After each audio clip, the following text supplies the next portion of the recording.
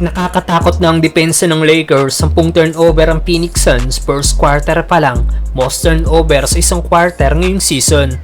Dahil undefeated nga po ang Lakers sa naging in-season game nila, nakuha nga po nilang home court advantage laban sa Phoenix Suns kanina. First quarter pa nga lang po ay nakuha na ng Lakers ang momentum ng laro dahil sa kanilang mahigpit na depensa. Pinuwersa nga po nila ang Phoenix Suns na makagawa ng 10 turnover sa first quarter at ito na nga po ang pinakamaraming turnover na nagawa ng isang team sa isang quarter ngayong season. Ganito katindi ang depensa ng Lakers. Narito ang mga defensive stops na ginawa ng Lakers para ma-turnover ng Suns ang bola. Gandang swat ang ginawa ni Davis kay Booker sabay assist ni LeBron para sa transition points ni D'Lo. Gandang knockout play naman ang ginawa ni LBJ para sa bigman ng Suns na si Nurkic. Na-steal by Reddish na tumama ang bola kay Grayson Allen kaya turnover na naman ang Phoenix Suns. Steal ulit ni LeBron, tumama lang ang bola kay D-Book. Dahil naman sa tindi ng depensa ng Lakers, naubusan na ng shot clock ng Phoenix Suns at hindi na naitira pa ni KD ang bola.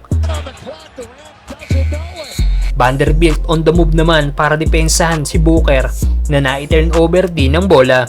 Na nasundan pa ng sundot ni LBJ para sa ikasyam na turnover ng Phoenix Suns.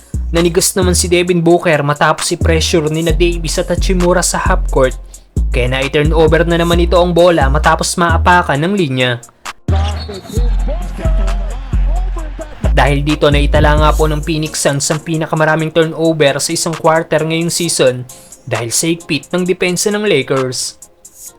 Kung titingnan natin ang stats ng dalawang team, di hamak na mas maganda ang shooting ng Suns na may 49% shooting sa field, samantalang 37% lang meron ng Lakers. Maging sa 3-point shots, tinalo din ng Phoenix Suns ang Lakers dahil may 12 of 25 ang Phoenix Suns samantalang 9 of 30 lang sa 3 ang Lakers. Naging malaking factor dito ang offensive rebound ng Lakers na may 21 offensive rebounds kumpara sa 8 offensive rebound ng Phoenix Suns. Kaya maraming naging chance ang Lakers para sa second chance points. See if you can pick up a third here.